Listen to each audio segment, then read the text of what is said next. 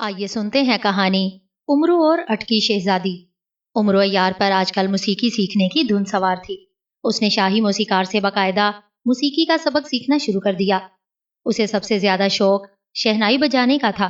چنانچہ وہ اپنے گھر میں بیٹھا سارا دن شہنائی بجانے میں مصروف رہتا۔ اس کے اس شوق کی وجہ سے اس کے ہمسائے بے حد تنگ تھے۔ تمام دن شہنائی کی تیز آواز کی وجہ سے وہ نہ کسی سے بات کر سکتے، نہ ان سے کام ہوتا۔ اور پھر چونکہ امرو یار ابھی سیکھ رہا تھا، اس لیے شہنائی ایسی بھونڈی آواز میں بجاتا کہ سننے والے اپنے کانوں میں انگلیاں ٹھونس لیتے۔ ہمسایوں نے اسے سمجھانے کی بے حد کوشش کی، مگر وہ بھلا کس کی سنتا تھا۔ آخر تنگ آ کر سب ہمسائے وفد کی صورت میں امیر حمزہ کے دربار میں حاضر ہوئے اور امرو یار کی شکایت کی۔ سردار امیر حمزہ نے امرو یار کو فوراً دربار میں طلب کر لیا۔ سپاہی امرو یار کو شہنائی سمیت دربار میں لے آئے۔ امرو یار، ہم نے سنا ہے کہ تم شہنائی بہت اچھی بجاتے ہو، ہمیں بھی سناؤ، سردار امیر حمزہ نے مسکراتے ہوئے کہا۔ سردار، مجھ جیسی شہنائی پوری دنیا میں کوئی نہیں بجا سکتا، امرو یار نے فخر سے گردن سیدھی کرتے ہوئے کہا۔ تو پھر سناؤ، پسند آئی تو انعام دیا جائے گا، ورنہ سزا دی جائے گی، سردار امیر حمزہ نے کہا۔ اور امرو یار نے شہنائی بجانا شروع کر دی۔ وہ اتنے بھونڈے انداز میں شہنائی بجا رہا تھا کہ تمام دربار والے بے اختیار ہنسنے لگے، حتیٰ کہ سردار امیر حمزہ کے چہرے پر بھی مسکراہٹ دوڑنے لگی۔ جب سردار سے برداشت نہ ہو سکا تو اس نے ہاتھ اٹھا کر امرو یار کو روک دیا۔ کہیے سردار، پسند آئی آپ کو شہنائی؟ واہ واہ، مجھ جیسی شہنائی تو پوری دنیا میں اور کوئی نہیں بجا سکتا، میرا انعام لائیے، امرو یار نے خوشی سے اچھلتے ہوئے کہا۔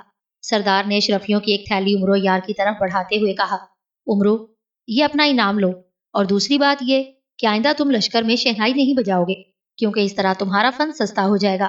اگر تمہیں شہنائی بجانی ہو تو پہاڑوں میں چلے جایا کرو، جنگلوں میں نکل جایا کرو اور وہاں دل بھر کر شہنائی بجایا کرو۔ پہاڑ اور درخت یقیناً تمہاری شہنائی سن کر جھومنے لگیں گے، اور ہو سکتا ہے کہ پہاڑ انعام کے طور پر تمہیں بے شمار سونا دے دیں، سردار امیر حمزہ نے مسکراتے ہوئے کہا۔ ہاں سردار، آپ نے سچ کہا ہے، یہ لشکری واقعی میری شہنائی کی داد نہیں دے سکتے، اب میں پہاڑوں میں شہنائی بجایا کروں گا، امرو یار نے جواب دیا، اور پھر وہ شہنائی اٹھائے لشکر سے باہر نکلا اور پہاڑوں کی طرف چل پڑا۔ شکایت لے آنے والے ہمسایوں نے اطمینان کا سانس لیا اور سردار امیر حمزہ کی عقل مندی کی داد دینے لگے، جس نے بڑی خوبصورتی سے امرو یار کو پہاڑوں اور جنگلوں کی طرف بھیج دیا تھا۔ اس طرح امرو یار کی شہنائی سے ان کی جان چھوٹ گئی، اور امرو یار بھی ناراض نہیں ہوا تھا۔ چنانچہ وہ سب خوشی خوشی واپس چلے گئے۔ امرو یار سردار امیر حمزہ کے دربار سے نکلا اور خوشی سے اچھلتا کودتا ایک ویران پہاڑ کی طرف جانے لگا۔ اشرفیوں کی تھیلی اس کی زنبیل میں موجود تھی اور دماغ میں اس بات کا نشہ تھا کہ سردار امیر حمزہ نے اس کی شہنائی کی تعریف کی تھی۔ چلتے چلتے وہ اس ویران پہاڑ کے دامن میں پہنچ گیا۔ پہاڑ بالکل ویران تھا، اس پہاڑ میں بڑی بڑی غاریں تھیں جن میں جنگلی درندے رہتے تھے۔ امرو یار کو یہاں کی خاموشی بے حد پسند آئی اور وہ ایک بڑے سے پتھر سے ٹیک لگا کر بیٹھ گیا اور بڑے جوش و خروش سے شہنائی بجانے لگا۔ ابھی اسے شہنائی بجاتے چند ہی لمحے گزرے ہوں گے کہ اچانک کسی نے شہنائی اس کے ہاتھوں سے چھین لی۔ امرو یار نے چونک کر دیکھا تو وہ ہڑبڑا کر اٹھ کھڑا ہوا۔ اس کے سامنے ایک کالا بھجنگ آدمی کھڑا تھا، جس نے سرخ رنگ کی ایک چھوٹی سی نکر پہنی ہوئی تھی۔ اس نے ہاتھوں میں سرخ رنگ کے کڑے پہنے ہوئے تھے، اس کے بڑے بڑے دانت منہ سے باہر نکلے ہوئے تھے۔ اس کی شکل انتہائی خوفناک تھی، اتنی خوفناک کہ امرو یار کے بھی خوف سے پسینے چھوٹ گئے۔ کون ہو تم؟ امرو یار نے خوف سے کانپتے ہوئے پوچھا۔ میں شہزادی اٹکی کا خادم ہوں، اس نے حکم دیا ہے کہ تمہیں حاضر کیا جائے، اس کالے بھجنگ خوفناک صورت والے آدمی نے کہا۔ شہزادی اٹکی؟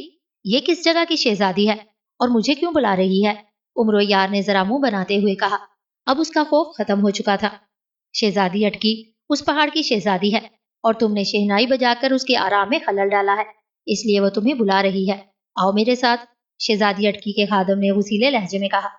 چلو تمہاری شہزادی سے بھی مل لیتے ہیں، ہو سکتا ہے مجھے پسند آ جائے اور میں اسے شادی کا پیغام دے دوں، امرو یار نے مسکراتے ہوئے کہا، اور پھر وہ شہزادی اٹکی کے خادم کے پیچھے پیچھے چلنے لگا۔ خادم اسے لے کر ایک بہت بڑے غار میں داخل ہو گیا۔ غار میں گہرا اندھیرا چھایا ہوا تھا۔ خادم نے امرو یار کا بازو پکڑ لیا اور پھر وہ دونوں اندھیرے میں ہی آگے بڑھتے چلے گئے۔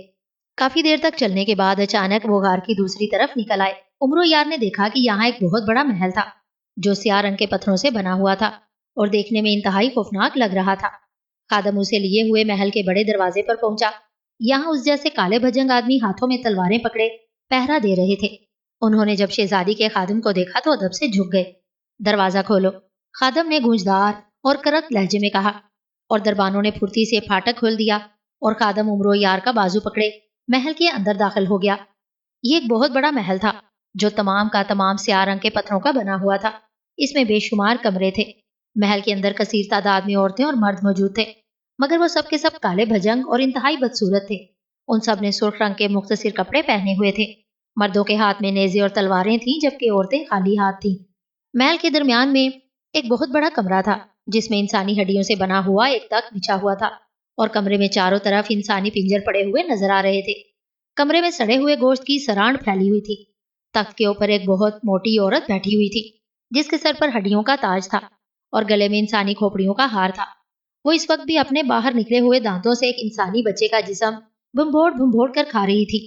اسی لمحے ایک عورت اندر داخل ہوئی اور سر جھکا کر کہنے لگی، شہزادی حضور، آپ کا خادم خاص ٹپکو اس آدمزاد کو لے آیا ہے جو شہنائی بجا رہا تھا۔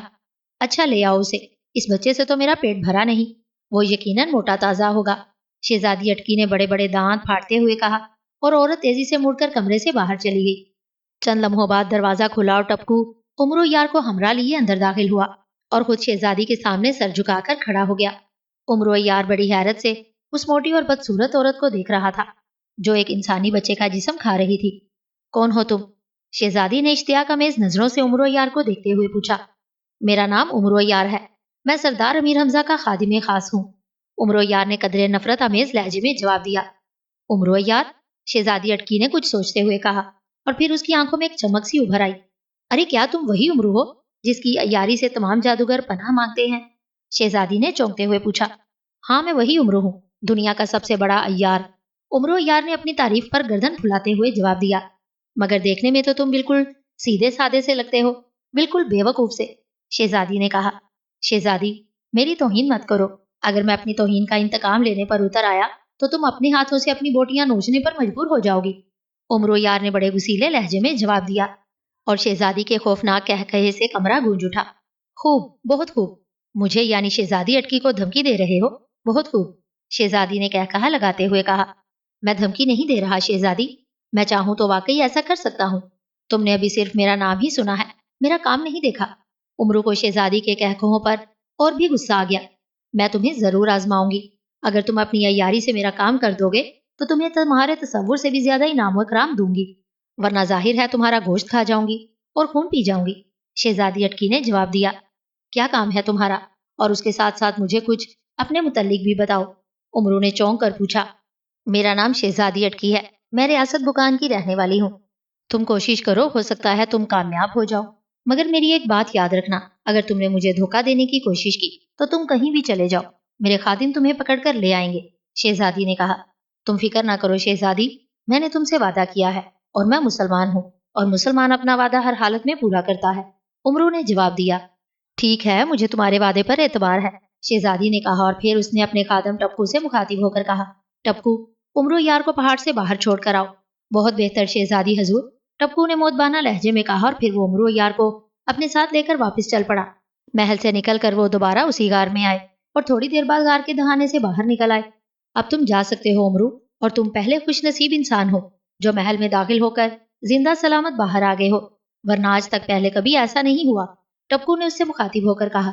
کیوں نہ زندہ سلامت آتا، آخر میرا نام عمرو یار ہے، عمرو نے مسکراتے ہوئے جواب دیا، اور پھر شہنائی سنبھالے وہ لشکر کی طرف چل دیا۔ لشکر میں پہنچ کر وہ سب سے پہلے اپنی قیام گاہ پر گیا اور اس نے شہنائی کو سنبھال کر ایک صندوق میں رکھ دیا اور عیاری کا ضروری سامان زمین میں ڈال کر سیدھا سردار امیر حمزہ کے پاس پہنچا۔ سردار امیر حمزہ اس وقت اپنے کمرہ خاص میں موجود تھے جہاں لشکر کے سالار اکٹھے تھے اور طلسم ہوشربا اور اس کے شہنشاہ افراسیاب کے خاتمے کے لیے تجویزیں سوچی جا رہی تھی۔ عمرو یار بھی جا کر ایک کونے میں بیٹھ گیا۔ آخر کیا وجہ ہے کہ ہم اب تک طلسم ہوشربا کو فتح نہیں کر سکے؟ ہمیں کتنا عرصہ ہو گیا ہے کہ ہم جادوگروں کے ساتھ جنگیں لڑ رہے ہیں، ہزاروں جادوگروں کا خاتمہ کر دیا گیا ہے، مگر اس کے باوجود ہم وہی ہیں جہاں پہلے روز تھے، سردار امیر حمزہ نے غصیلے لہجے میں کہا۔ سردار، اجازت ہو تو میں کچھ عرض کروں، ایک بوڑھے سالار نے مودبانہ لہجے میں کہا۔ ہاں سردار لقمان، آپ کیا کہنا چاہتے ہیں؟ سردار امیر حمزہ نے چونک کر اس بوڑھے سالار کی طرف دیکھتے ہوئے کہا۔ سردار، آپ جانتے ہیں کہ مجھے بچپن سے روحانی علوم سیکھنے کا شوق رہا ہے، اور اللہ تعالیٰ کے فضل سے میں نے اس سلسلے میں بہت کچھ سیکھا ہے۔ آپ نے جو سوال آج کیا ہے، یہی سوال 2 روز پہلے میرے ذہن میں بھی ابھرا تھا، چنانچہ میں نے روحانی علوم کی مدد سے इस सवाल का जवाब ढूंढने की कोशिश की। सरदार लुकमान ने जवाब देते हुए कहा, अच्छा, फिर क्या जवाब मिला? सरदार अमीर हमजा ने इश्तियाक भरे लहजे में पूछा। रूहानी इल्म ने मुझे बताया है, दरअसल तिलिस्मे होशरुबा की मुकम्मल फतह के लिए एक अंगूठी की जरूरत है। उस अंगूठी में तिलिस्मे होशरुबा की मुकम्मल फतह मौजूद है। जिस सालार के पास वो अंगूठी मौजूद होगी, वही तिलिस्मे होशरुबा को फतह कर सकेगा, वरना तिलिस्मे होशरुबा कभी मुकम्मल तौर पर फतह नहीं हो सकेगा। सरदार लुकमान ने जवाब दिया, ओह, तो ये बात है। हम भी कहते थे कि आखिर क्या वजह है कि तिलिस्मे होशरुबा मुकम्मल तौर पर फतह नहीं हो सकता। मगर वो अंगूठी कहाँ है और कैसे हासिल की जा सकती है? सरदार अमीर हमजा ने पूछा। सरदार, ये भी मैंने मालूम कर लिया है। ये अंगूठी सबज समंदर के अंदर एक जजीरे में मौजूद है। उस जजीरे पर एक जादूगर शोगू रहता है। ये जादूगर बेहद जालिम है और बेहद ताकतवर है। ये इतना ताकतवर है कि शहनशाह अफरासियाब भी उससे डरता है। उसने दरअसल शाह बाबल से बराह रास्त जादू हासिल किया है, इसलिए अफरासियाब की टक्कर का है, मगर वो सिर्फ अपने जजीरे में मस्त रहता है। सरदार लुकमान ने तफसील बताते हुए कहा, क्या ये अंगूठी उसने उंगली में पहनी हुई है? सरदार अमीर हमजा ने कुछ सोचते हुए कहा, नहीं सरदार, ये अंगूठी उस जजीरे में मौजूद एक गार में है। उस गार के अंदर शुमाली दीवार में एक छोटा सा सुराख है। उस सुराख के अंदर एक बूढ़ा सांप रहता है। अंगूठी उस सांप के पेट में है। जब तक उस सांप को खत्म ना किया जाए, अंगूठी नहीं मिल सकती। और सांप का उस वक्त खात्मा हो सकता है जबकि शोगो जादूगर को खत्म ना कर दिया जाए।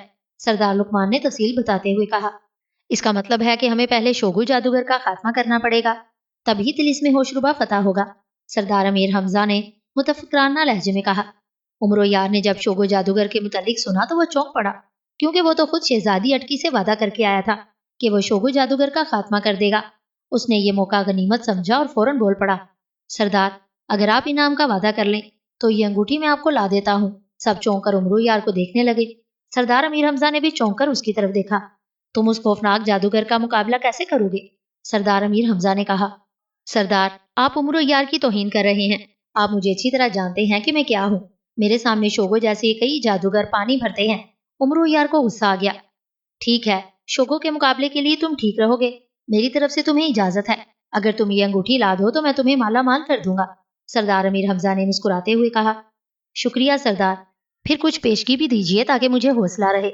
उमरो यार ने झुककर सलाम करते हुए कहा, और सरदार अमीर हमजा ने गले से कीमती हीरों का एक हार उतारकर उसकी तरफ फेंक दिया। उमरो यार ने झपट कर हार लिया और तेजी से उसे अपनी जंबील में डाल लिया, और फिर सरदार अमीर हमजा से इजाजत लेकर बाहर निकल आया। अब वो शोगो जादूगर के जजीरे पर जाने के लिए तैयार था। उसे खुशी इस बात की थी कि उसे दोनों तरफ से इनाम मिलेगा, सरदार अमीर हमजा से भी और शहजादी अटकी से भी। लश्कर से बाहर आकर उसने जमीन में हाथ डाला और एक छोटी सी सफेद रंग की गेंद निकाली और उसे जमीन पर फेंकते हुए कहने लगा, मुझे शोगो जादूगर के जजीरे पर पहुंचा दो। उसका ये फिक्रा कहते ही सफेद रंग की गेंद अपनी जगह से उछली और फिर तेजी से आगे बढ़ने लगी। उमरो यार उस गेंद के पीछे पीछे चल पड़ा। गेंद के पीछे सफर करते हुए उमरो यार को तकरीबन एक हफ्ता गुजर गया। इस दौरान जब खाने का वक्त होता, गेंद रुक जाती, इस तरह रात को भी रुक जाती और उमरो यार आराम कर लेता। एक हफ्ते बाद वो एक ऐसे समंदर के किनारे पहुंच गया जिसका पानी गहरे सब्ज रंग का था। सब्ज समंदर के किनारे पहुंचते ही गेंद एक बार जोर से उछली और फिर सीधी समंदर में जा गिरी। वहां गिरते ही वो सफेद रंग की एक छोटी सी कश्ती की सूरत में बदल गई, जिसमें सफेद रंग का ही बादबान लगा हुआ था। उमरो यार उस कश्ती में बैठ गया और उसके बैठते ही कश्ती तेजी से समंदर की तरफ बढ़ने लगी। तकरीबन 2 दिन तक समंदर में सफर करने के बाद उसे दूर से एक जजीरा नजर आने लगा। उस जजीरे के गिर्द सुर्ख रंग का धुआं छाया हुआ था। कश्ती आहिस्ता आहिस्ता उस जजीरे के करीब पहुंचकर रुक गई। जजीरा बज़ाहिर बिल्कुल वीरान और गैर आबाद नजर आता था। उमरो यार ने कश्ती से उतरकर जजीरे पर कदम रखा, मगर दूसरे लम्हे एक जोरदार झटका खाकर वो वापस समंदर में जा गिरा और बेख्तियार उसके मुंह से चीख सी निकल गई। उसे यूं महसूस हुआ जैसे किसी ने उसे उठाकर वापस समंदर में पटक दिया हो। उमरो यार ने पहले तो 1-2 गोते खाए और फिर दोबारा सफेद कश्ती पर चढ़ गया। अब वो सोच रहा था कि किस तरह जजीरे के अंदर जाए। उसे ये तो मालूम हो गया था कि शोगो जादूगर ने जजीरे के गिर्द जादू का हिसार कायम कर रखा है। आखिर सोचते सोचते उसने जंबील में से सामान यारी निकाला और तेजी से अपना रूप बदलने में मसरूफ हो गया। थोड़ी देर बाद वो एक इंतहाई खूबसूरत लड़की के रूप में तब्दील हो गया। उसने इस रूप के बदलने में पूरी महारत से काम लिया था और अब उसे देखकर कोई नहीं कह सकता था कि वो उमरो यार है। अब वो ऐसी खूबसूरत लड़की के रूप में था कि जो देखता यकीनन उस पर आशिक हो जाता। उमरो यार के सामने चूंकि शहजादी अटके की मिसाल थी, इसलिए उसने ये रूप बदला था। फिर उसने कश्ती में बैठकर रोना शुरू कर दिया। थोड़ी देर बाद उसने देखा कि जजीरे के गिर्द छाया हुआ सुर्ख रंग का धुआं छटने लगा और फिर उसे दूर से एक बूढ़ा اور انتہائی بدصورت شخص آتا ہوا نظر آیا۔ اس کے پیچھے پیچھے 4 قوی ہیکل حبشی ہاتھوں میں ننگی تلواریں اٹھائے چل رہے تھے۔ عمرو یار سمجھ گیا کہ یہی شوگو جادوگر ہے، چنانچہ اس نے اور بھی زیادہ زور شور سے رونا شروع کر دیا۔ چند لمحوں بعد شوگو جادوگر کنارے پر پہنچ گیا۔ وہ چند لمحے غور سے عمرو یار کو دیکھتا رہا۔ اس کی آنکھوں میں نامعلوم سی چمک ابھر آئی۔ اس نے اپنا ہاتھ اونچا کیا اور پھر اسے زور سے جھٹکا دیا۔ اس کے ہاتھ جھٹکتے ہی عمرو یار کشتی سے اچھلا اور پھر اٹھتا ہوا شوگو جادوگر کے قدموں میں جا گرا۔ اسے یوں محسوس ہوا جیسے کسی نے اسے اٹھا کر وہاں پھینک دیا ہو۔ کون ہو تم اور کیوں رو رہی ہو؟ شوگو جادوگر نے عمرو یار سے مخاطب ہو کر پوچھا۔ میں ریاست چکرم کی شہزادی ہوں، میرا نام چکروتی ہے۔ میں ایک جہاز پر سوار سمندر کی سیر کر رہی تھی کہ طوفان آ گیا، جس سے جہاز تباہ ہو گیا اور میں بڑی مشکل سے اس کشتی پر سوار ہو گئی اور اب یہاں پہنچ گئی ہوں۔ مجھے پناہ دو اور مجھے واپس میری ریاست میں پہنچا دو۔ عمرو یار نے روتے ہوئے شوگو جادوگر کے قدم پکڑ لیے۔ کیا تم شادی شدہ ہو؟ شوگو جادوگر نے پوچھا۔ نہیں، میں کنواری ہوں۔ میرے والد بادشاہ سلامت میری شادی کرنا چاہتے تھے مگر میں نے انکار کر دیا۔ عمرو یار نے آنسو پونچھتے ہوئے کہا۔ کیوں، تم نے انکار کیوں کیا؟ شوگو جادوگر نے اشتیاق آمیز لہجے میں پوچھا۔ میں نے بادشاہ سلامت کے سامنے شرط رکھ دی تھی کہ میں اسے شادی کروں گی جو دنیا میں سب سے زیادہ طاقتور اور سب سے زیادہ دولت مند ہوگا۔ عمرو یار نے جواب دیا، چاہے وہ بوڑھا اور بدصورت ہی کیوں نہ ہو۔ شوگو جادوگر نے خوش ہوتے ہوئے کہا، مجھے اس سے کوئی مطلب نہیں کہ وہ بوڑھا یا بدصورت ہو، بس وہ دنیا میں سب سے زیادہ طاقتور اور دولت مند ہو۔ عمرو یار نے جواب دیا، تو ٹھیک ہے شہزادی، پھر تم صحیح جگہ پہنچ گئی ہو۔ میں دنیا میں سب سے زیادہ طاقتور اور سب سے زیادہ دولت مند ہوں، تو مجھ سے شادی کر لو۔ شوگو جادوگر نے خوشی سے اچھلتے ہوئے کہا، ابھی تو میں مصیبت زدہ ہوں اور پھر پہلے تم مجھ پر یہ ثابت کرو کہ تم دنیا میں سب سے زیادہ طاقتور اور دولت مند ہو، پھر ہی میں کوئی فیصلہ کر سکتی ہوں۔ عمرو یار نے دل ہی دل میں ہنستے ہوئے کہا، ٹھیک ہے، میں تم پر ثابت کر دوں گا، آؤ میرے ساتھ۔ شوگو جادوگر نے جواب دیا اور پھر عمرو یار کا ہاتھ پکڑ کر واپس جزیرے کی طرف چل دیا۔ ادھر عمرو یار دل ہی دل میں اپنی عیاری پر ہنس رہا تھا کہ اس نے کتنی آسانی سے شوگو جادوگر کو بیوقوف بنا لیا ہے۔ شوگو جادوگر یوں تو انتہائی طاقتور جادوگر تھا۔ اس نے جادو کا علم براہ راست شاہ بابل سے حاصل کیا تھا، اس لیے جادوگروں کا شہنشاہ فراس بھی اسے ڈرتا تھا۔ مگر شوگو جادوگر کی ایک کمزوری تھی کہ وہ اس وقت تک کسی عورت سے شادی نہیں کر سکتا تھا جب تک کہ کوئی عورت خود بخود اپنی مرضی اور رضامندی سے اس کے ساتھ شادی کرنے کا اقرار نہ کرے۔ وہ شادی کے لیے کسی عورت کے ساتھ زبردستی نہیں کر سکتا تھا اور نہ ہی اس سلسلے میں وہ اپنا جادو استعمال کر سکتا تھا۔ چنانچہ اس نے اب تک بے شمار عورتوں کو شادی پر رضامند کرنا چاہا، مگر اس کی کرہ اور خوفناک شکل دیکھ کر کوئی عورت بھی اس سے شادی پر رضامند نہیں ہوتی تھی۔ چنانچہ غصے میں آ کر یا تو وہ اس عورت کو مار ڈالتا یا کسی عذاب میں مبتلا کر دیتا تھا۔ شہزادی اٹکی کے ساتھ بھی یہی ہوا تھا۔ شوگو جادوگر نے اس کے ساتھ شادی کرنا چاہی مگر شہزادی کے راضی نہ ہونے پر اس نے غصے میں آ کر اس کی شکل بدل دی اور اسے آدم خور بنا کر محل میں قید کر دیا۔ شوگو جادوگر اب کافی بوڑھا ہو چکا تھا مگر اب بھی وہ ہر وقت اسی دھن میں رہتا تھا کہ کسی طرح کسی عورت کو اپنے ساتھ شادی پر رضامند کر لے۔ مگر اس کی بدقسمتی تھی کہ آج تک کوئی بھی عورت اس کے ساتھ شادی پر رضامند نہیں ہوئی تھی۔ آج بھی وہ اپنے محل کے کمرہ خاص میں سر جھکائے یہی سوچ رہا تھا کہ آخر وہ کس طرح شادی کرے کہ اچانک کمرے میں ایک زوردار آواز گونجی اور پھر دوسرے لمحے سامنے میز پر پڑا ہوا شیشے کا ایک گولا روشن ہو گیا۔ شوگو جادوگر نے ایک بار تو چونک کر شیشے کے گولے کی طرف دیکھا۔ وہ سمجھ گیا تھا کہ کسی نے جزیرے میں داخل ہونے کی کوشش کی ہے، مگر ایسے واقعات عموماً ہوتے رہتے تھے کہ کسی تباہ شدہ جہاز کے بچے کچے مسافر جزیرے میں داخل ہونے کی کوشش کرتے رہتے تھے، مگر شوگو جادوگر نے آج تک کسی کو جزیرے میں داخل ہونے کی اجازت نہیں دی تھی۔ اس وقت چونکہ وہ شادی کے حسین تصور میں غرق تھا، اس لیے اسے یہ آواز ناگوار گزری اور اس نے ہاتھ ہلا کر شیشے پر پھونک ماری اور شیشے کا گولا بجھ گیا۔ شوگو جادوگر نے یہ دیکھنے کی تکلیف ہی گوارا نہ کی کہ کس نے جزیرے میں داخل ہونے کی کوشش کی ہے۔ وہ شیشے کا گولا بجھا کر دوبارہ شادی کے حسین تصور میں گم ہو گیا۔ مگر تھوڑی دیر بعد اچانک اسے خیال آیا کہ کہیں کوئی عورت تو جزیرے میں داخل ہونے کی کوشش نہیں کر رہی۔ چنانچہ وہ تیزی سے اٹھا اور اس نے ایک منتر پڑھ کر گولے پر دوبارہ پھونک ماری۔ گولا روشن ہو گیا۔ شوگو جادوگر نے گولے کے روشن ہوتے ہی اپنا بایاں ہاتھ گولے پر لہرایا تو گولے پر جزیرے کا بیرونی منظر ابھر آیا۔ جیسے جیسے شوگو جادوگر ہاتھ ہلاتا گیا گولے پر منظر بدلتا چلا گیا اور پھر جب ایک منظر ابھرا جس میں سے اس نے دیکھا کہ ایک سفید رنگ کی کشتی پر ایک انتہائی خوبصورت لڑکی بیٹھی رو رہی ہے تو وہ خوشی کے مارے بے اختیار اچھل پڑا۔ او کیا میری قسمت کھل گئی ہے؟ کیا یہ خوبصورت لڑکی مجھ سے شادی پر رضامند ہو جائے گی؟ شوگو جادوگر نے دل میں سوچا اور پھر دوسرے لمحے اس نے زور سے تالی بجائی۔ تالی بجتے ہی کمرے کا دروازہ کھلا اور 4 طویل القامت حبشی ہاتھوں میں ننگی تلواریں لیے اندر داخل ہوئے۔ میرے ساتھ آؤ، شوگو جادوگر نے چیخ کر کہا اور پھر دوڑتا ہوا کمرے سے باہر نکل گیا۔ ایک خوبصورت اور نوجوان لڑکی کو دیکھتے ہی وہ خوشی سے پاگل ہو گیا۔ चारों हबशी भी उसके पीछे लपके और फिर वो सब तकरीबन दौड़ते हुए महल से बाहर आ गए।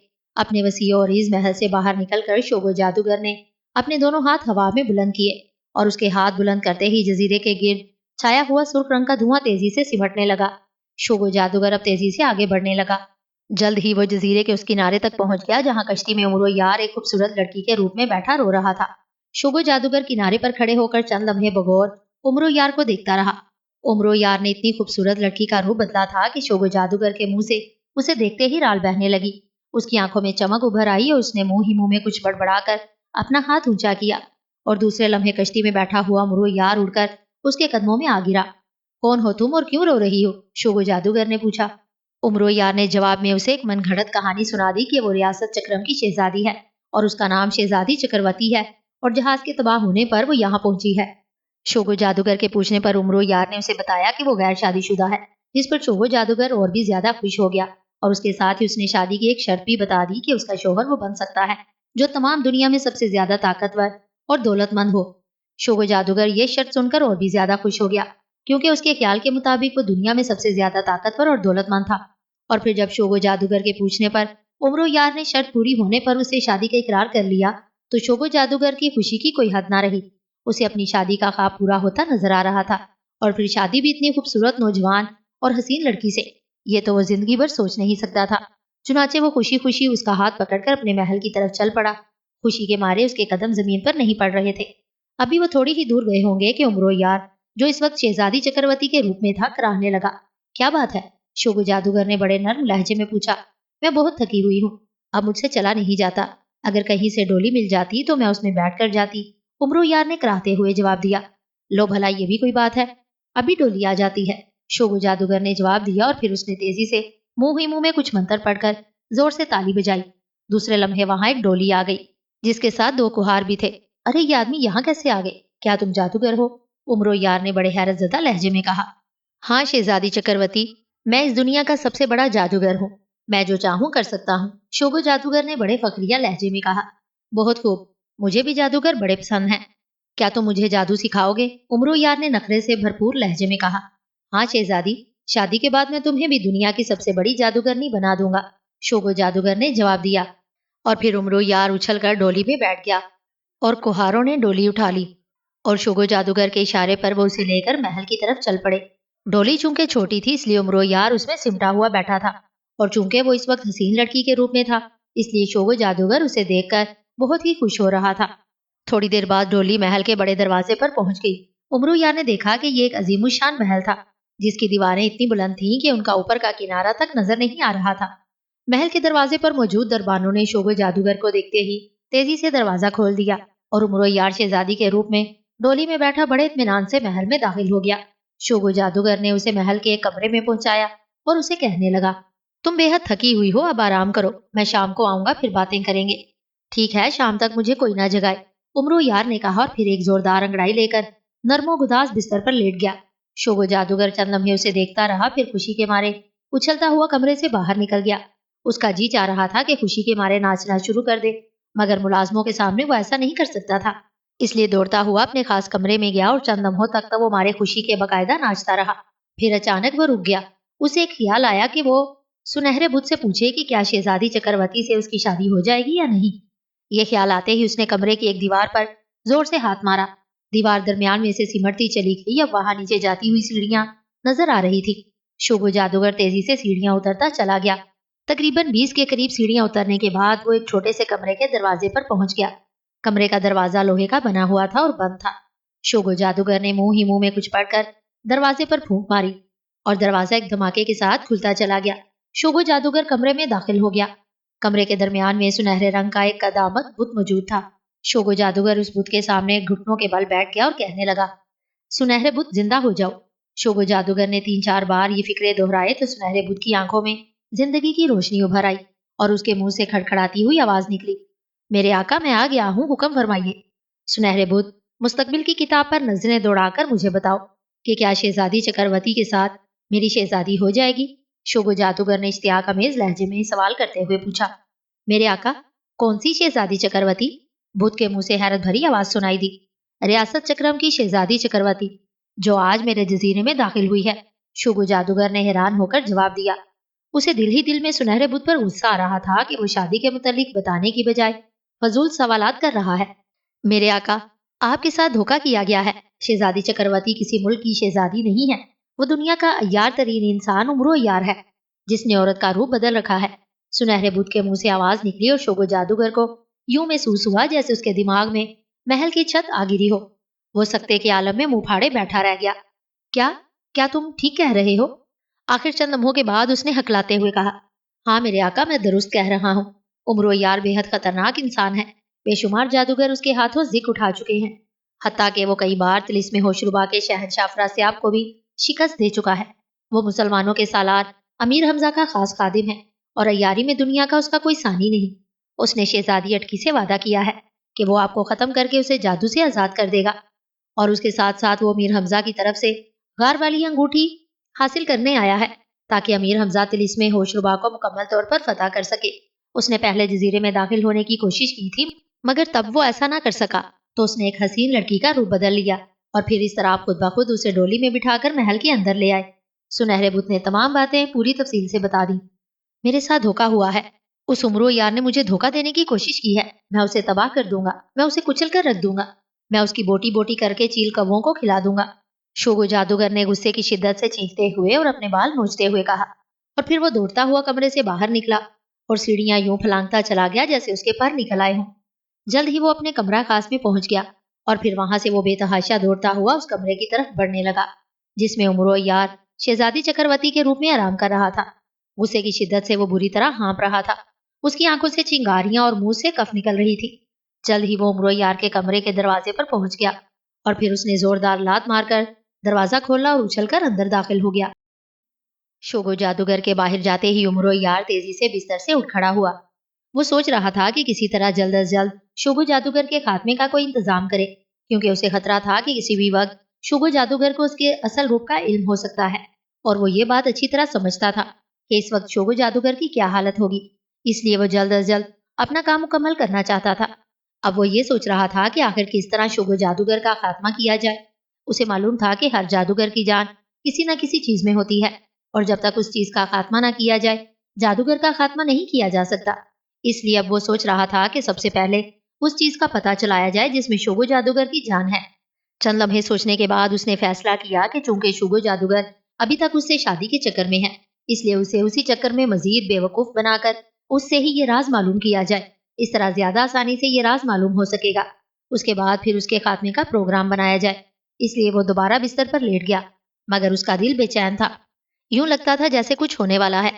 चुनाचे उसने अपनी जमीन में हाथ डाला और अंदर से तख्ती सुलेमानी निकाल ली और तख्ती से मुखातिब होकर पूछने लगा, ऐ सुलेमानी तख्ती, मुझे बताओ कि मेरा दिल क्यों बेचैन है, क्या होने वाला है?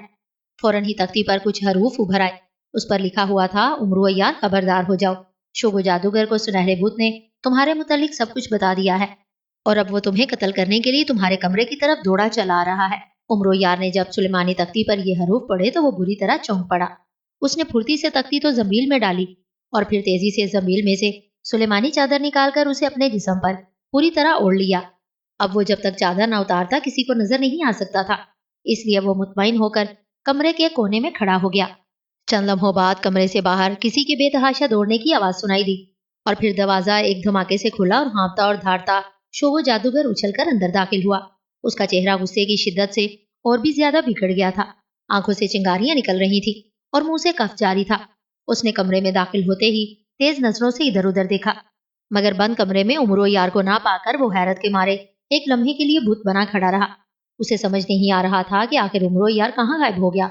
चंद लम्हों बाद उसने अपने आप को संभाला और फिर उसने एक धाड़ मारते हुए जोर से जमीन पर अपना पाँव मारा।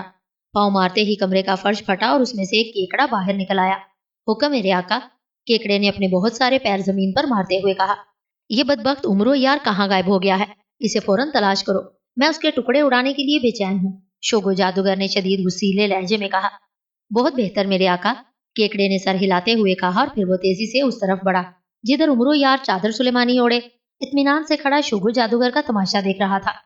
उम्रो यार ने जब केकड़े को ठीक अपनी तरफ आते देखा तो वो एक लम्हे के लिए घबरा गया, मगर दूसरे लम्हे उसने कमरे से बाहर जाने का फैसला कर लिया। चुनाचे वो सुलेमानी चादर ओढ़े तेजी से कमरे से बाहर निकल गया। کیکڑا بھی کمرے سے باہر نکلا اور اس طرف چلنے لگا جدھر عمرو یار جا رہا تھا، اور کیکڑے کے پیچھے شوگو جادوگر غصے سے چیختا چلاتا اور غصے سے گالیاں دیتا چل رہا تھا۔ عمرو یار نے پیچھا چھڑانے کی بے حد کوشش کی، مگر وہ کیکڑا تو کوئی آفت تھا، وہ کسی طرح بھی پیچھا نہیں چھوڑتا تھا۔ عمرو یار جہاں بھی جاتا، جس انداز میں بھی چھپتا، جس طرح بھی کیکڑے کو دھوکہ دینے کی کوشش کرتا، کیکڑا دھوکہ نہ کھاتا اور بڑے اطمینان سے اسے تلاش کر لیتا۔ ادھر شوگو جادوگر بھی بڑی مستقل مزاجی سے کیکڑے کے پیچھے پیچھے چل رہا تھا۔ شاید اسے یقین تھا کہ کیکڑا ہر قیمت پر عمرو یار کو تلاش کر لے گا۔ کیکڑے سے پیچھا چھڑانے کی خاطر عمرو یار نے نئے نئے راستے اپنانے شروع کر دیے، اور پھر وہ ایک ایسے کمرے کے قریب پہنچ گیا جہاں سیڑھیاں نیچے زمین کی طرف جا رہی تھی۔ عمرو یار کو اچانک ایک ترکیب سوجی۔ اس نے زمین میں ہاتھ ڈالا اور پھر زمین میں سے اس نے ایک چھوٹا سا گڈا نکال لیا۔ یہ گڈا بالکل عمرو یار سے ہم شکل تھا۔ یہ گڈا ایک نیک آدمی نے اسے تحفے میں دیا تھا اور کہا تھا کہ کبھی ضرور اس کے کام آئے گا۔ آج عمرو یار کو اچانک اس کا خیال آ گیا۔ عمرو یار نے گڈا زمین سے نکال کر اسے زمین پر رکھا اور کہنے لگا، نیک آدمی کے دیے ہوئے گڈے تو کیکڑے کو اپنے پیچھے لگائے چلتا رہ، اس وقت تک جب تک شوگو جادوگر اور اس کا کیکڑا تھک ہار کر تیرا پیچھا نہ چھوڑ دیں۔ عمرو یار نے گڈے سے مخاطب ہو کر کہا اور پھر گڈے کو اس نے زمین پر رکھ دیا۔ زمین پر رکھتے ہی گڈا اس طرح آگے چلنے لگا جس طرح عمرو یار چلتا ہے۔ گو یہ گڈا عام طور پر نظر نہیں آتا تھا، مگر کیکڑے کو تو ظاہر ہے نظر آ ہی رہا تھا۔ چنانچہ عمرو یار کیکڑے کو دھوکہ دینے میں کامیاب ہو ہی گیا۔ کیکڑا ابھی تک وہ موڑ نہیں گھوما تھا جس کے آگے سیڑھیاں تھی، اس لیے عمرو یار گڈے کو زمین میں چھوڑ کر خود تیزی سے سیڑھیاں اتر کر چھپ گیا۔ اسی لمحے کیکڑا موڑ گھومتا ہوا نظر آیا اور پھر اس کے پیچھے شوگو جادوگر بھی پہنچ گیا۔ کیکڑا بڑے اطمینان سے سیڑھیوں کے قریب سے گزر کر گڈے کے پیچھے چلتا گیا اور شوگو جادوگر بھی کیکڑے کے پیچھے چلتا ہوا آگے نکل گیا۔ عمرو یار نے اطمینان کی ایک طویل سانس لی اور پھر وہ مزید سیڑھیاں نیچے اترتا چلا گیا، کیونکہ وہ اس تہہ خانے کو دیکھنا چاہتا تھا۔ اب تک جادوگروں سے مقابلے کر کر کے اسے علم ہو گیا تھا کہ جادوگروں کی جان جن چیزوں میں چھپی ہوتی ہے اسے وہ ہمیشہ تہہ خانوں میں چھپا کر رکھتے ہیں۔ اب اتفاق سے اسے ایک تہہ خانہ نظر آ گیا تھا، اس لیے اس نے سوچا کہ پہلے اس تہہ خانے کو اچھی طرح چیک کرے، شاید یہی اس کا کام بن جائے۔ سیڑھیاں کافی گہرائی تک اترتی چلی گئیں، پھر اس کے سامنے ایک بہت بڑا دروازہ آ گیا جو بند تھا۔ عمرو یار نے دروازے کو قدرے دھکیلا تو دروازہ خود بخود بغیر کوئی آواز پیدا کیے کھلتا چلا گیا۔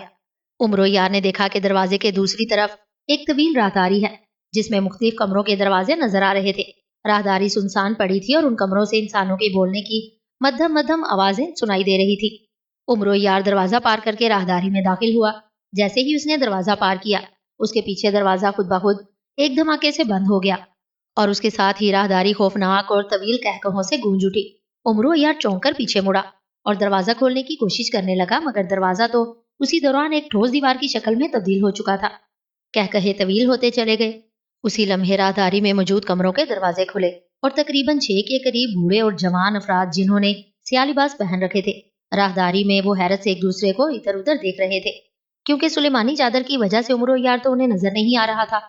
قہقہوں سے تو پتہ چلتا ہے کہ کوئی نیا قیدی پھنسا ہے، مگر وہ ہمیں نظر نہیں آ رہا، ایک بوڑھے نے دوسرے سے مخاطب ہو کر کہا۔ عمرو یار نے جب لفظ قیدی سنا تو وہ بری طرح چونکا۔ اس نے پہلے تو اپنا روپ بدلا اور اپنے اصلی روپ میں آ گیا اور پھر سلیمانی چادر اتار دی۔ اسے دیکھتے ہی سب اس کی طرف دوڑے۔ اس کی نظروں میں ہمدردی کے آثار تھے، اس لیے عمرو یار خاموشی سے کھڑا رہا۔ تم کون ہو بھائی، اور یہاں کیسے آن پھنسے؟ ایک بوڑھے نے بڑے ہمدردانہ لہجے میں اس سے مخاطب ہو کر کہا۔ مگر پہلے تم بتاؤ کہ تم کون ہو اور یہاں کیا کر رہے ہو؟ عمرو یار نے حیرت بھرے لہجے میں سوال کیا۔ ہم سب جادوگر ہیں، ہم نے شوگو جادوگر سے مقابلہ کرنا چاہا، مگر شوگو جادوگر بے انتہا طاقتور ہے، اس نے ہمیں یہاں قید کر دیا ہے اور ہمیں مختلف اذیتیں دیتا رہتا ہے۔ اسی بوڑھے نے جواب دیا۔ مگر کیا تم نے یہاں سے نکلنے کی کوشش نہیں کی؟ عمرو یار نے بدستور حیرت بھرے لہجے میں سوال کیا۔ شوگو جادوگر نے یہ قید خانہ جادو سے بنایا ہے، یہاں جو بھی جادوگر آ جائے اس کا جادو ختم ہو جاتا ہے، چنانچہ اب جب تک اس قید خانے سے رہائی نہ مل جائے اس وقت تک ہم بے بس ہیں۔ مگر تم بتاؤ کہ تم کون ہو، کیا تم بھی کوئی جادوگر ہو؟ بوڑھے نے جواب دیا۔ نہیں، میں جادوگر نہیں ہوں، میرا نام عمرو ہے اور میں دنیا کا سب سے بڑا عیار ہوں، عمرو عیار۔ عمرو نے سلیمانی چادر دوبارہ زمین میں ڈالتے ہوئے کہا، اور اس کا نام سن کر سب بے اختیار اچھل پڑے، کیونکہ عمرو یار کی شہرت ہر جگہ موجود تھی۔ ارے تم وہی عمرو یار ہو جو سردار امیر حمزہ کا خاص آدمی ہے اور جس نے بڑے بڑے جادوگروں کا اپنی عیاری سے خاتمہ کر دیا ہے؟ سب نے متفقہ ہو کر حیرت بھرے لہجے میں کہا۔ ہاں، میں وہی عمرو یار ہوں، اور تم دیکھنا کہ میں اس شوگو جادوگر کا وہ حشر کروں گا کہ جادوگروں میں اس کا نام عبرت کا نشان بن کر رہ جائے گا، عمرو یار نے فخریہ لہجے میں کہا۔ اور پھر اس سے پہلے کہ کوئی اس کی بات کا جواب دیتا، راہداری ایک بار پھر خوفناک قہقہوں سے گونج اٹھی۔ اس کے ساتھ ہی شوگو جادوگر کی آواز بھی سنائی دی۔ عمرو یار، اب تم مکمل طور پر میرے پنجے میں پھنس چکے ہو۔ کل صبح میں تمہاری جادوگر دیوتا کے سامنے قربانی دوں گا اور تمہاری ایک ایک بوٹی کر کے چیل کووں کو کھلاؤں گا۔ یہ حسرت لیے کئی جادوگر مٹی میں مل چکے ہیں۔ شوگو، عمرو یار نے دانت پیستے ہوئے جواب دیا، مگر اس کے جواب میں راہداری ایک بار پھر قہقہوں سے گونج اٹھی۔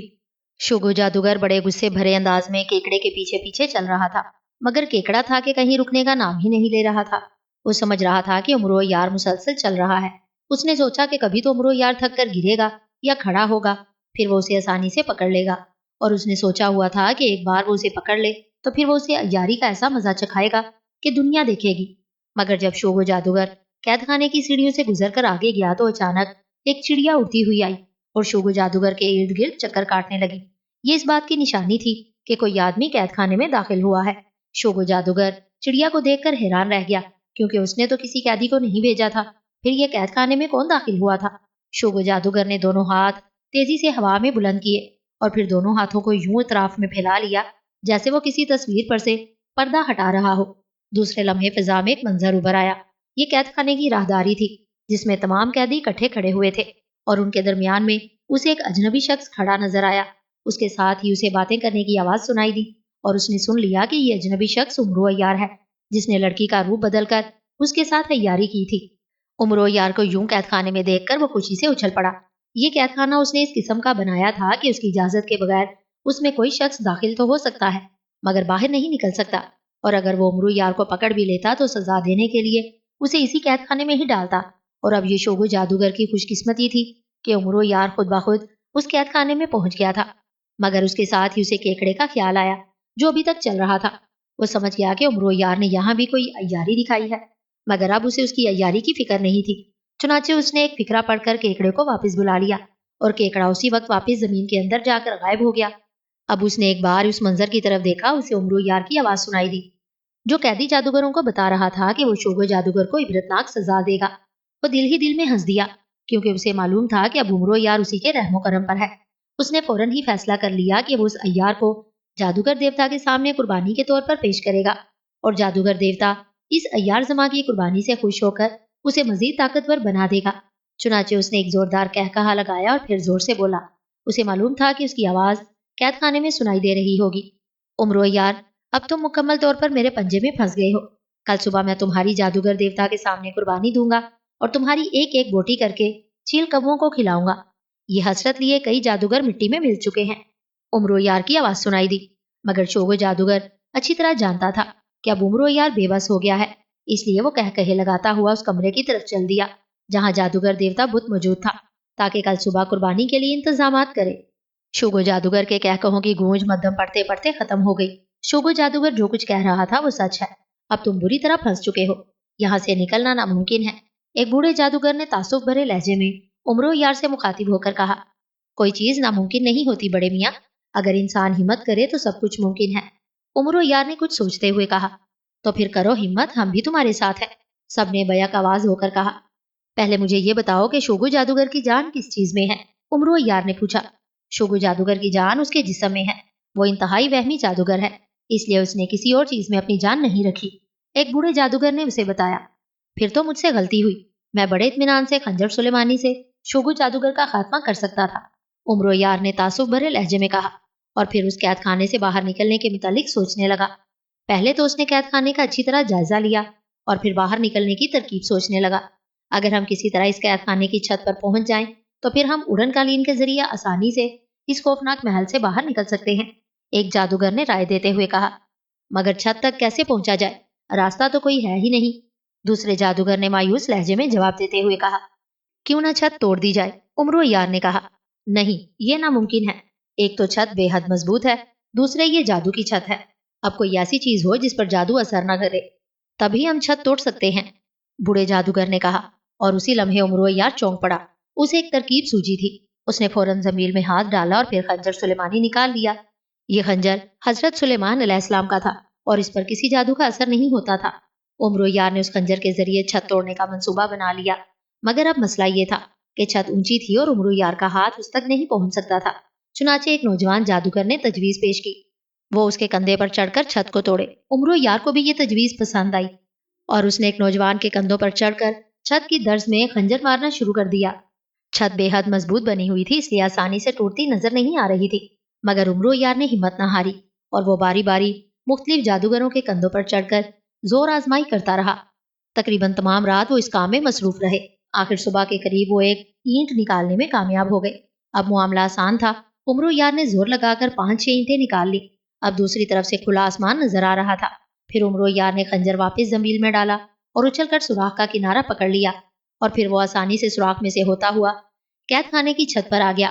خود اوپر آنے کے بعد اس نے ہاتھ لٹکا کر باری باری تمام جادوگروں کو چھت پر کھینچ لیا۔ تمام جادوگر قید خانے سے آزاد ہوتے ہی خوشی سے ناچنے لگے۔ اب صبح ہو چکی تھی، اس لیے انہوں نے سوچا کہ شوگو جادوگر کو جب تک علم ہو وہ اس خوفناک محل کی حدود سے باہر نکل جائے۔ ایک بوڑھے جادوگر نے منہ ہی منہ میں کچھ پڑھ کر اپنا ہاتھ ہوا میں لہرایا تو وہاں فوراً ہی ایک بڑا سا قالین نمودار ہو گیا۔ جلدی کرو، اس قالین پر بیٹھ جاؤ، یہ قالین ہمیں اس محل سے باہر اڑا کر لے جائے گا، بوڑھے جادوگر نے کہا، اور وہ سب تیزی سے قالین کے اوپر کھڑے ہو گئے۔ دوسرے لمحے قالین ہوا میں بلند ہوا اور تیزی سے اوپر اڑتا چلا گیا۔ عمرو یار کے ساتھی خوش تھے، بے حد خوش، مگر اس سے پہلے کہ قالین اڑتا ہوا محل سے باہر نکلتا، اچانک ایک زوردار سیٹی کی آواز گونجی اور قالین کے ایک سرے کو آگ لگ گئی۔ شوگو جادوگر آ گیا، شوگو جادوگر آ گیا۔ اچانک جادوگروں میں شور مچا اور وہ سب خوف کے مارے اچھل پڑے۔ اسی ہٹ بونگ میں 2 جادوگر تو قالین سے نیچے گر گئے۔ عمرو یار نے دیکھا کہ جس سمت آگ لگی تھی اس کی مخالف سمت سے شوگو جادوگر قالین کی طرف بڑا چلا آ رہا تھا۔ عمرو یار نے دیکھا کہ شوگو جادوگر بالکل ننگا ہے اور غصے کے مارے اس کا چہرہ آگ کی طرح دہک رہا ہے۔ اب وہ دونوں طرف سے پھنس چکے تھے۔ ایک طرف سے قالین کو آگ لگ گئی تھی جو تیزی سے بڑھتی چلی آ رہی تھی، اور دوسری طرف شوگو جادوگر غصے سے دھاڑتا ہوا آ رہا تھا۔ عمرو یار نے فوراً ہی زنبیل میں ہاتھ ڈالا اور سلیمانی چادر نکال کر اوڑھ لی۔ ایک بوڑھے جادوگر کو خوف سے کانپتے دیکھ کر اس نے سلیمانی چادر میں اسے بھی چھپا لیا، اور عین اسی لمحے شوگو جادوگر قالین کے قریب پہنچ گیا۔ اس نے زور سے اپنے ہاتھ کو جھٹکا دیا اور قالین اچانک غائب ہو گیا، اور عمرو یار سمیت تمام جادوگر چیختے ہوئے سینکڑوں فٹ کی بلندی سے نیچے محل کے اندر گرنے لگے۔ ان کے حلق سے نکلنے والی چیخوں سے ارد گرد کا علاقہ گونج اٹھا۔ چیخوں کے ساتھ ہی شوگو جادوگر کے خوفناک قہقہوں سے بھی فضا گونج اٹھی۔ شوگو جادوگر عمرو یار کو جادوگر دیوتا کے سامنے قربانی دینے کے تمام انتظامات مکمل کر کے اپنے کمرے میں جا کر اطمینان سے سو گیا۔ صبح وہ جلدی اٹھا اور مقدس پانی سے غسل کرنے کے لیے غسل خانے میں چلا گیا۔ ابھی اس نے کپڑے اتار کر غسل کا ارادہ کیا ہی تھا کہ اچانک وہی چڑیا چیختی ہوئی غسل خانے میں آ گئی اور اس کے ارد گرد پھڑپھڑانے لگی۔ وہ نکل گئے، وہ سب نکل گئے۔ چڑیا چیخ چیخ کر کہہ رہی تھی۔ شوگو جادوگر چند لمحوں کے لیے حیرت کے مارے بت بنا کھڑا رہا، پھر اس نے تیزی سے غسل خانے کی دیوار پر ہاتھ پھیرا تو وہاں اسے ایک عجیب منظر نظر آیا۔ اس نے دیکھا کہ عمرو یار اور تمام قیدی جادوگر قید خانے کی چھت توڑ کر اوپر آ گئے ہیں، اور اب وہ سب ایک اڑن قالین پر بیٹھ رہے ہیں۔ غصے کے مارے شوگو جادوگر تڑپ کر رہ گیا۔ اسے یہ بھی احساس نہ رہا کہ وہ ننگا ہے۔ وہ اسی عالم میں بھاگتا ہوا غسل خانے سے باہر نکلا، اور پھر اس نے زمین سے ایک کنکری اٹھا کر اس پر کچھ پڑا اور اسے آسمان کی طرف پھینک دیا۔ کنکری تیز رفتاری سے اڑتی ہوئی سیدھی قالین کی طرف لپکی، اور قالین کے جس کنارے پر وہ کنکری لگی وہاں قالین میں آگ لگ گئی۔ اب شوگو جادوگر کو قدرے اطمینان ہو گیا کہ قالین آسانی سے محل کی حدود سے باہر نہیں نکلے گا۔ چنانچہ اس نے ایک منتر پڑھا اور پھر جیسے ہی اس نے اپنے جسم کو جھٹکا دیا، وہ کسی پرندے کی طرح ہوا میں اٹھتا چلا گیا۔ اس کی رفتار اتنی تیز تھی کہ وہ پہلے تو تیر کی طرح سیدھا اٹھتا چلا گیا، حتیٰ کہ قالین سے بھی زیادہ بلندی پر پہنچ گیا، اور پھر اس نے اپنا رخ بدلا اور قالین کی طرف اڑنے لگا۔ شوگو جادوگر کو آتا دیکھ کر جادوگروں میں ہٹ بونگ مچ گئی، اور 2 جادوگر تو اسی ہٹ بونگ میں قالین سے نیچے گر گئے، مگر عمرو یار ابھی تک قالین پر کھڑا تھا۔ پھر جیسے ہی شوگو جادوگر قالین کے قریب پہنچا اور اس نے ہاتھ کے ایک جھٹکے سے قالین کو غائب کیا تو نیچے گرتے ہوئے جادوگروں کی چیخوں سے ماحول گونج اٹھا۔ اسے یقین ہو گیا کہ اتنی بلندی سے گرنے کے بعد کسی کی ایک ہڈی بھی سلامت نہیں رہے گی۔ چنانچہ اس کے حلق سے بے اختیار قہقہے ابل پڑے اور وہ واپس نیچے آنے لگا۔ وہ عمرو یار کا انجام اپنی آنکھوں سے دیکھنا چاہتا تھا، اور پھر اسے محل کے درمیان میں بنے ہوئے بڑے سے تالاب کے قریب جادوگروں کو گرتے اور مرتے دیکھا، اور پھر اس نے ایک بڑا دھماکہ تالاب میں بھی ہوتے دیکھا۔ وہ سمجھ گیا کہ کوئی جادوگر تالاب میں بھی گرا ہے۔ اسی اثنا میں وہ زمین پر اتر آیا تھا، مگر دوسرے لمحے وہ یہ دیکھ کر حیران رہ گیا کہ عمرو یار ان جادوگروں میں موجود نہیں تھا جو زمین پر گر کر مر چکے تھے۔ اسے خیال آیا کہ عمرو یار ضرور تالاب میں گرا ہوگا، چنانچہ وہ تالاب کے کنارے کھڑا ہو کر اس کے واپس ابھرنے کا انتظار کرنے لگا تاکہ اسے پکڑ کر جادوگر دیوتا کے سامنے لے جائے، مگر کافی دیر تک جب کوئی نہ ابھرا تو وہ حیران ہو گیا۔ اس کی سمجھ میں نہیں آ رہا تھا کہ آخر عمرو یار کہاں چلا گیا۔ ابھی وہ اسی ادھیڑ بن میں تھا کہ اچانک اس کے جسم کو ایک زوردار جھٹکا لگا اور اس کے منہ سے ایک تیز چیخ نکل گئی۔ امرو یار کی قسمت اچھی تھی کہ وہ اس بوڑھے جادوگر سمیت تالاب کے اندر جا گرا تھا۔ چونکہ اس نے اور بوڑھے جادوگر نے سلیمانی چادر اوڑھ رکھی تھی، اس لیے وہ شوگو جادوگر کو نظر نہیں آ رہے تھے۔ پانی کے اندر گہرائی میں جانے کے بعد جب وہ دوبارہ سطح پر ابھرے تو انہوں نے شوگو جادوگر کو کنارے پر کھڑا دیکھا۔ اس کا اندازہ بتا رہا تھا کہ وہ اسے نظر نہیں آ رہے۔ امرو یار نے یہ موقع غنیمت سمجھا اور تیزی سے کنارے کی طرف تیرنے لگا۔ کنارے کے قریب آ کر اس نے زنبیل میں سے خنجر سلیمانی نکالا اور پھر اس سے پہلے کہ شوگو جادوگر سنبھلتا، اس نے کنارے پر چڑھتے ہی پوری قوت سے خنجر شوگو جادوگر کے سینے میں گھونپ دیا۔ شوگو جادوگر ایک چیخ مار کر زمین پر الٹ گیا اور بری طرح تڑپنے لگا۔ خنجر چونکہ اس کے دل میں لگا تھا اور اس کی جان اس کے جسم میں تھی، اس لیے چند لمحے تڑپنے کے بعد وہ ساکت ہو گیا اور اسی لمحے شوگو جادوگر کی آواز سنائی دی۔ میرا نام شوگو جادوگر تھا، میں دنیا کا سب سے بڑا جادوگر تھا، مگر افسوس امرو یار نے عیاری سے مجھے مار ڈالا۔ آواز ختم ہوتے ہی ہر طرف دھواں ہی دھواں چھا گیا، سیاہ رنگ کا گہرا دھواں جس میں خنجر سلیمانی چمک رہا تھا۔ امرو یار نے لپک کر خنجر پر قبضہ کیا اور پھر چادر سلیمانی اور خنجر سلیمانی دوبارہ اپنی زنبیل میں ڈال لیے۔ چند لمحوں بعد جب دھواں چھٹا تو وہاں اس خوفناک محل کا نام و نشان تک نہیں تھا، پہاڑیاں ہی پہاڑیاں تھی۔ البتہ شوگو جادوگر کی مسخ شدہ لاش وہاں پڑی ہوئی تھی۔ بہت خوب امرو یار، تم نے ایک ظالم جادوگر کا خاتمہ کر دیا ہے، میں تمہیں مبارکباد پیش کرتا ہوں، بوڑھے جادوگر نے خوشی سے بے خود ہوتے ہوئے کہا۔ شکریہ بوڑھے جادوگر، امرو یار نے خوشی سے اچھلتے ہوئے کہا۔ آؤ اب یہاں سے نکل چلیں، بوڑھے جادوگر نے امرو یار کا ہاتھ پکڑتے ہوئے کہا۔ نہیں، ابھی ایک کام باقی ہے، امرو یار نے کہا، اور پھر اس نے بوڑھے جادوگر کو بتایا کہ اس نے جزیرے کی غار میں سے ایک سانپ کے منہ سے انگوٹھی حاصل کرنی ہے۔ بوڑھا جادوگر انگوٹھی کا ذکر سن کر اچھل پڑا۔ ہاں میں جانتا ہوں، وہ انگوٹھی کہاں ہے، آؤ میرے ساتھ، بوڑھے جادوگر نے کہا، اور پھر وہ امرو کو ہمراہ لیے پہاڑیوں کی طرف چل پڑا۔ وہ جو سامنے سرخ رنگ کی پہاڑی نظر آ رہی ہے وہ غار اسی پہاڑی میں موجود ہے، بوڑھے جادوگر نے اشارہ کرتے ہوئے کہا۔ کیا تم اس غار کو پہچانتے ہو، امرو یار نے پوچھا۔ ہاں امرو، میں اس غار کو پہچانتا ہوں، مگر اس غار تک پہنچنے کے لیے ہمیں چند مشکلات کا سامنا کرنا پڑے گا۔ بہرحال آؤ کوشش کرتے ہیں، بوڑھے نے قدرے مبہم سے لہجے میں کہا۔ کیا مطلب، کیسی مشکلات، مجھے بتاؤ۔ امرو یار بوڑھے کی بات سن کر وہیں رک گیا۔ اس پہاڑی پر جانے کے لیے ہمیں آگ کا ایک خوفناک دریا پار کرنا پڑے گا، اس دریا کا پاٹ اتنا بڑا ہے کہ اسے پار کرنا ناممکن نظر آتا ہے، بوڑھے نے اسے بتایا۔ مگر مجھے تو پہاڑی تک کوئی دریا نظر نہیں آ رہا، امرو نے حیرت بھرے لہجے میں ادھر ادھر دیکھتے ہوئے کہا۔ وہ سامنے بھورے رنگ کی پہاڑی ہے، وہ نظر آ رہی ہے تمہیں، بوڑھے نے کہا۔ ہاں ہاں، وہ سرخ پہاڑی سے پہلے بھورے رنگ کی پہاڑی ہے، اس کی بات کر رہے ہو نا، امرو نے بھورے رنگ کی پہاڑی کی طرف اشارہ کرتے ہوئے کہا۔ ہاں وہی، جیسے ہی ہم اس پہاڑی کو پار کریں گے آگ کا دریا نمودار ہو جائے گا، اور پھر اس دریا کو پار کیے بغیر ہم سرخ پہاڑی تک نہیں پہنچ سکتے، بوڑھے نے تفصیل سے بتاتے ہوئے کہا۔ اچھا جو ہوگا دیکھا جائے گا، انگوٹھی تو بہرحال حاصل کرنی ہی ہے، امرو یار نے اعتماد سے پر لہجے میں کہا، اور پھر اس کے قدم بھورے رنگ کی طرف بڑھنے لگے، اور پھر واقعی جیسے ہی انہوں نے بھورے رنگ کی پہاڑی کو پار کیا ایک وسیع اور عریض آگ کا دریا ان کے سامنے موجود تھا۔ دریا میں سے آگ کے شعلے آسمان تک بلند ہو رہے تھے اور آگ کی حدت اتنی تھی کہ وہاں کھڑا ہونا بھی مشکل تھا، اس آگ کے دریا کو پار کرنا ہی اصل مسئلہ ہے، بوڑھے نے ماتھے پر آیا ہوا پسینہ پونچھتے ہوئے کہا۔ امرو یار چند لمحے خاموش کھڑا کچھ سوچتا رہا، پھر اچانک اس کے ذہن میں خیال آیا اور اس نے بوڑھے سے مخاطب ہو کر کہا۔ بابا، تمہارا جادو کیا کہتا ہے کہ ہم اس دریا کو کیسے پار کر سکتے ہیں؟ میرا جادو اس معاملے میں بے بس ہے، مجھے اس آگ کے دریا کو پار کرنا بے حد مشکل نظر آتا ہے، بوڑھے نے بے بسی سے شانے اچکاتے ہوئے کہا۔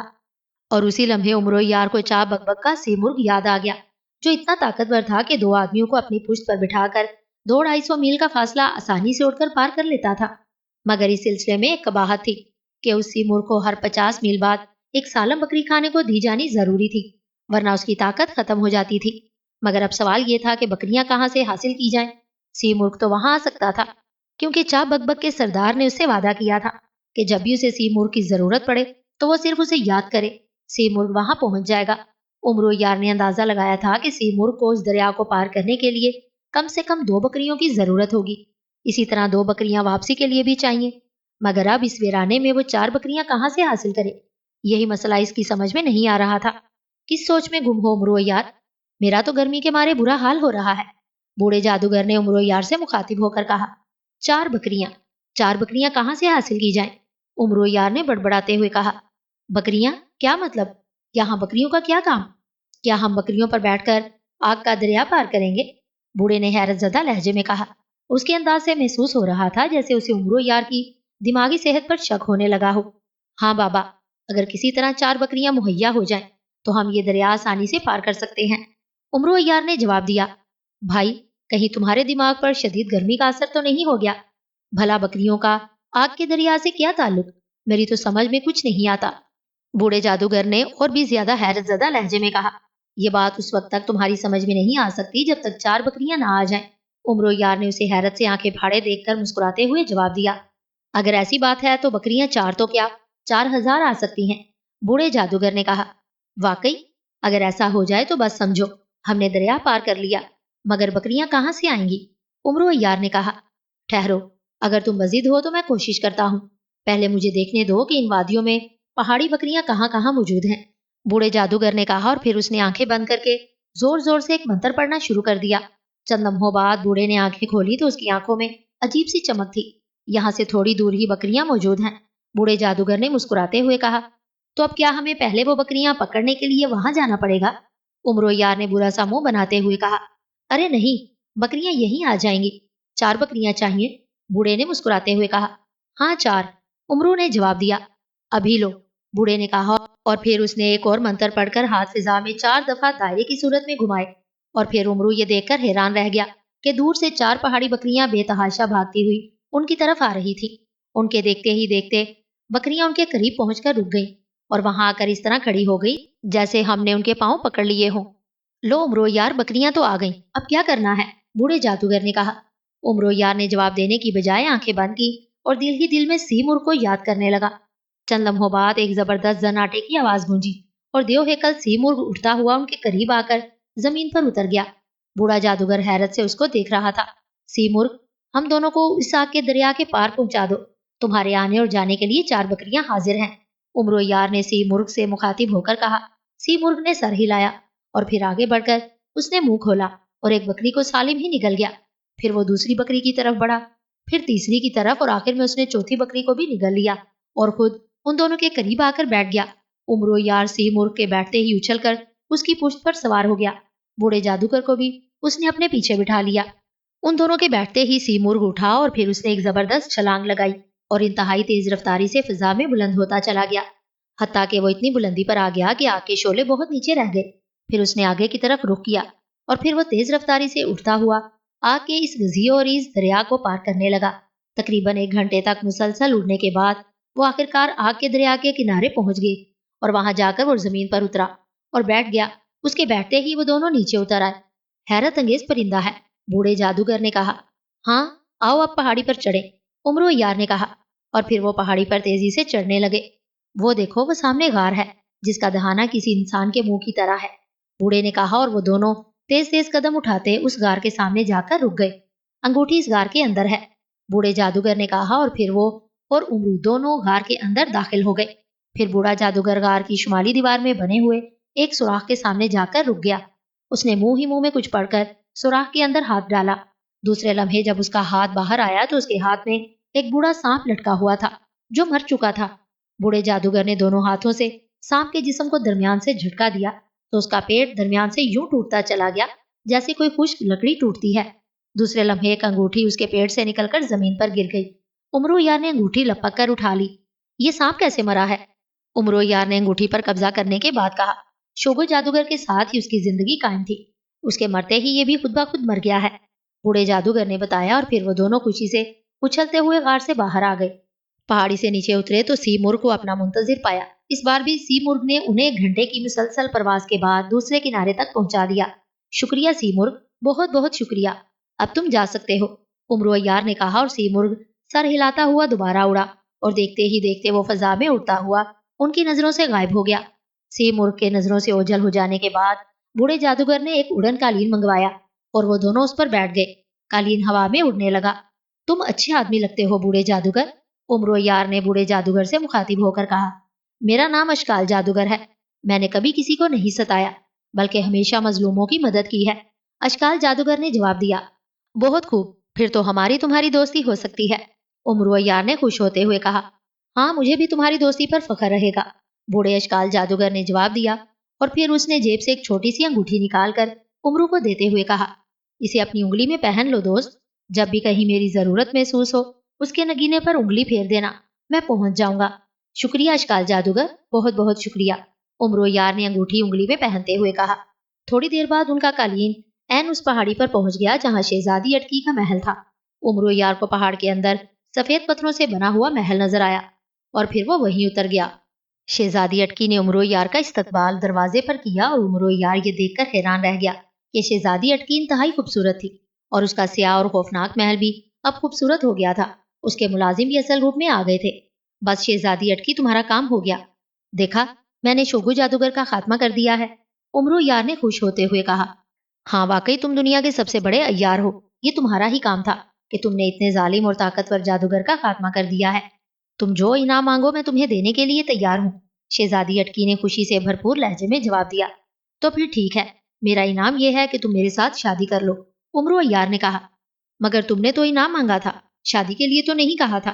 شہزادی اٹکی اس کی بات سن کر حیران رہ گئی۔ بس تم نے کہا تھا کہ جو مانگو، میں نے تمہیں مانگ لیا ہے، امرو یار نے عیاری سے بھرپور مسکراہٹ سے کہا۔ ٹھیک ہے، میں اپنا وعدہ ضرور پورا کروں گی، تم واقعی عیار ہو، مجھ سے شادی کر کے تم میرے محل اور تمام ساز و سامان کے علاوہ ریاست بگان کے بادشاہ بھی بن جاؤ گے، اس سے بڑا انعام اور کیا ہو سکتا ہے، شہزادی نے مسکراتے ہوئے کہا۔ اور پھر بڑی دھوم دھام کے ساتھ امرو یار کی شہزادی اٹکی کے ساتھ شادی ہو گئی۔ شادی کے کئی روز بعد تک امرو یار شہزادی کے ساتھ اس کے محل میں رہا اور پھر ایک روز شہزادی کو اپنے ساتھ لے کر وہ امیر حمزہ کے لشکر میں پہنچ گیا۔ لشکریوں نے جب امرو یار کو اتنی خوبصورت لڑکی کے ساتھ آتے دیکھا تو وہ حیران رہ گئے۔ پھر جب وہ امیر حمزہ کے دربار میں پہنچے تو سردار امیر حمزہ بھی اتنی خوبصورت شہزادی کو دیکھ کر حیران رہ گئے۔ امرو یار نے بڑے ادب سے انگوٹھی سردار کو پیش کر دی اور شہزادی اٹکی کے ساتھ شادی کا تمام حال کہہ سنایا۔ سردار امیر حمزہ بے حد خوش ہوئے اور انہوں نے شہزادی اٹکی کو اپنی بیٹی بنا لیا اور پھر انہوں نے وعدے کے مطابق امرو یار کو اتنا انعام دیا کہ تمام لشکریوں کی آنکھیں پھٹی کی پھٹی رہ گئیں۔ امرو یار اور شہزادی اٹکی انعامات سے لدے پھدے واپس اپنے محل میں آ گئے۔ اب امرو یار کبھی لشکر میں چلا جاتا اور کبھی محل میں اپنی بیوی شہزادی اٹکی کے پاس آ جاتا، اور اب اس کے پاس اتنی دولت تھی کہ سردار امیر حمزہ کے علاوہ کسی اور کے پاس بھی نہیں تھی، اور پھر اب وہ ریاست بگان کا بادشاہ بھی بن چکا تھا، اس لیے وہ خوش تھا، بے حد خوش۔ اور پھر اسی خوشی میں ایک بار اس نے پھر شہنائی بجانا چاہی، مگر اس کی بیوی شہزادی اٹکی نے اسے کہہ دیا کہ اگر اس نے شہنائی بجائی تو وہ اس سے روٹھ جائے گی، اور امرو یار بھلا اپنی بیوی کو کیسے روٹنے دیتا، اس لیے اس نے شہنائی توڑ کر پھینک دی اور آئندہ اسے نہ بجانے کا وعدہ کر لیا، مگر اس شہنائی نے اسے مالا مال کر دیا تھا۔ یہی کیا کم انعام تھا شہنائی بجانے کا